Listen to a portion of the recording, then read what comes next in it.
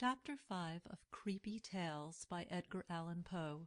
The Masque of the Red Death.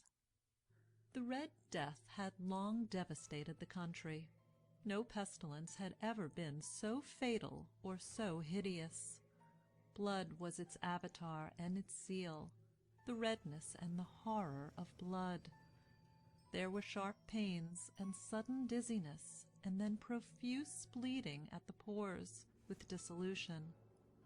The scarlet stains upon the body, and especially upon the face of the victim, were the pest ban which shut him out from the aid and from the sympathy of his fellow men. And the whole seizure, progress, and termination of the disease were the incidents of half an hour. But the Prince Prospero was happy and dauntless and sagacious. When his dominions were half depopulated, he summoned to his presence 1,000 hale and light-hearted friends from among the knights and dames of his court, and with these retired to the deep seclusion of one of his castellated abbeys. This was an extensive and magnificent structure, the creation of the prince's own eccentric yet august taste. A strong and lofty wall girdled it in. This wall had gates of iron. The courtiers, having entered, brought furnaces and massy hammers and welded the bolts. They resolved to leave means neither of ingress or egress to the sudden impulses of despair or of frenzy from within. The abbey was amply provisioned. With such precautions the courtiers might bid defiance to contagion. The external world could take care of itself. In the meantime it was folly to grieve, or to think. The prince had provided all the appliances of pleasure. There were buffoons, there were improvisatori, there were ballet dancers, there were musicians, there was beauty, there was wine. All these and security were within. Without was the Red Death. It was toward the close of the 5th or 6th month of his seclusion, and while the pestilence raged most furiously abroad, that the Prince Prospero entertained his 1,000 friends at a masked ball of the most unusual magnificence. It was a voluptuous scene, that masquerade. But first let me tell you of the rooms in which it was held. There were 7, an imperial suite. In many palaces, however, such suites form a long and straight vista, while the folding doors slide back nearly to the walls on either hand, so that the view of the whole extent is scarcely impeded. Here the case was very different, as might have been expected from the Duke's love of the bizarre.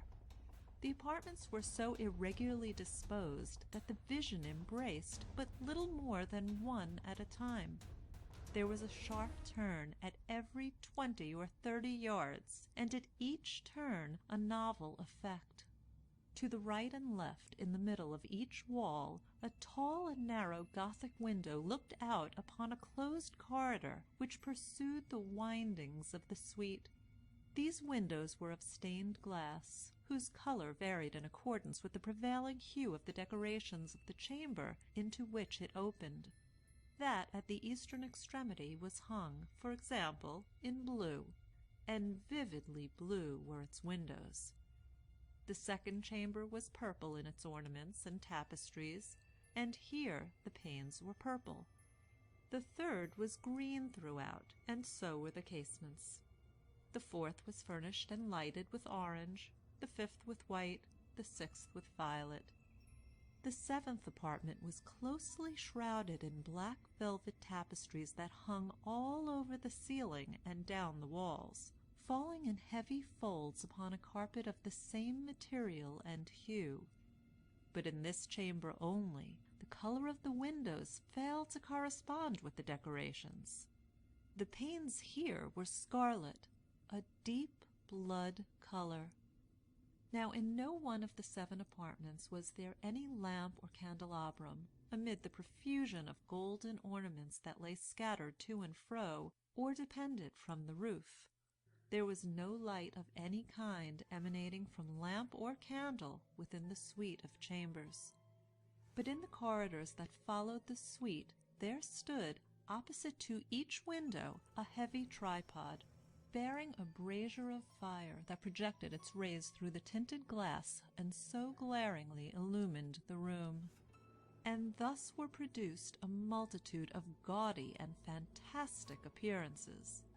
But in the western or black chamber, the effect of the firelight that streamed upon the dark hangings through the blood-tinted panes was ghastly in the extreme, and produced so wild a look upon the countenances of those who entered, that there were few of the company bold enough to set foot within its precincts at all. It was in this apartment also that there stood against the western wall a gigantic clock of ebony. Its pendulum swung to and fro with a dull, heavy, monotonous clang. And when the minute hand made the circuit of the face, and the hour was to be stricken, there came from the brazen lungs of the clock a sound which was clear and loud and deep and exceedingly musical, but of so peculiar a note and emphasis that at each lapse of an hour the musicians of the orchestra were constrained to pause momentarily in their performance to hearken to the sound. And thus the waltzers perforce ceased their evolutions, and there was a brief disconcert of the whole gay company. And while the chimes of the clock yet rang, it was observed that the giddiest grew pale, and the more aged and sedate passed their hands over their brows as if in confused reverie or meditation. But when the echoes had fully ceased, a light laughter at once pervaded the assembly. The musicians looked at each other and smiled as if at their own nervousness and folly, and made whispering vows, each to the other, that the next chiming of the clock should produce in them no similar emotion. And then, after the lapse of 60 minutes, which embrace 3,600 seconds of the time that flies, there came yet another chiming of the clock, and then were the same disconcert and tremulousness and meditation as before. But in spite of these things, it was a gay and magnificent revel. The tastes of the Duke were peculiar. He had a fine eye for colors and effects. He disregarded the decora of mere fashion. His plans were bold and fiery, and his conceptions glowed with barbaric luster. There were some who would have thought him mad. His followers felt that he was not. It was necessary to hear and see and touch him to be sure that he was not. He had directed in great part the movable embellishments of the 7 chambers upon occasion of this great fête, and it was his own guiding taste which had given character to the masqueraders. Be sure they were grotesque. There were much glare and glitter and piquancy and phantasm, much of what has been seen in Hernani. There were arabesque figures with unsuited limbs and appointments. There were delirious fancies, such as the madman fashions. There was much of the beautiful, much of the wanton, much of the bizarre, something of the terrible, and not a little of that which might have excited disgust. To and fro in the 7 chambers there stalked, in fact, a multitude of dreams, and these, the dreams, writhed in and about, taking hue from the rooms, and causing the wild music of the orchestra to seem as the echo of their steps. And anon, there strikes the ebony clock which stands in the hall of the velvet, and then for a moment all is still, and all is silent save the voice of the clock. The dreams are stiff frozen as they stand, but the echoes of the chime die away. They have endured but an instant, and a light, half-subdued laughter floats after them as they depart. And now again the music swells, and the dreams live, and writhe to and fro more merrily than ever, taking hue from the many-tinted windows through which stream the rays from the tripods. But to the chamber which lies most westwardly of the 7, there are now none of the maskers who venture. for the night is waning away, and there flows a ruddier light through the blood-colored panes, and the blackness of the sable drapery appalls.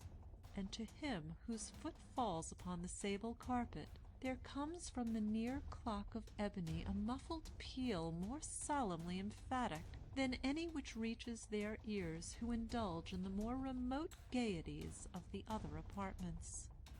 But these other apartments were densely crowded, and in them beat feverishly the heart of life, and the revel went whirlingly on until at length there commenced the sounding of midnight upon the clock, and then the music ceased, as I have told, and the evolutions of the waltzers were quieted, and there was an uneasy cessation of all things as before.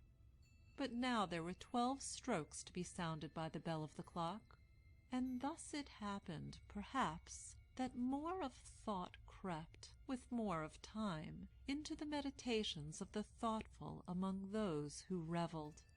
And thus, too, it happened, perhaps, that before the last echoes of the last chime had utterly sunk into silence, there were many individuals in the crowd who had found leisure to become aware of the presence of a masked figure which had arrested the attention of no single individual before. And the rumor of this new presence having spread itself whisperingly around, there arose at length from the whole company a buzz or murmur expressive of disapprobation and surprise, then finally of terror, of horror, and of disgust. In an assembly of phantasms such as I have painted, it may well be supposed that no ordinary appearance could have excited such sensation. In truth, the masquerade license of the night was nearly unlimited, but the figure in question had out-Heroded Herod, and had gone beyond the bounds of even the prince's indefinite decorum. There are chords in the hearts of the most reckless which cannot be touched without emotion, even with the utterly lost, to whom life and death are equally jests. There are matters of which no jest can be made. The whole company, indeed, seemed now deeply to feel that in the costume and bearing of the stranger neither wit nor propriety existed. The figure was tall and gaunt, and shrouded from head to foot in the habiliments of the grave. The mask which concealed the visage was made so nearly to resemble the countenance of a stiffened corpse, that the closest scrutiny must have had difficulty in detecting the cheat. And yet all this might have been endured, if not approved, by the mad revellers around. But the mummer had gone so far as to assume the type of the Red Death. His vesture was dabbled in blood, and his broad brow, with all the features of the face, was besprinkled with the scarlet horror.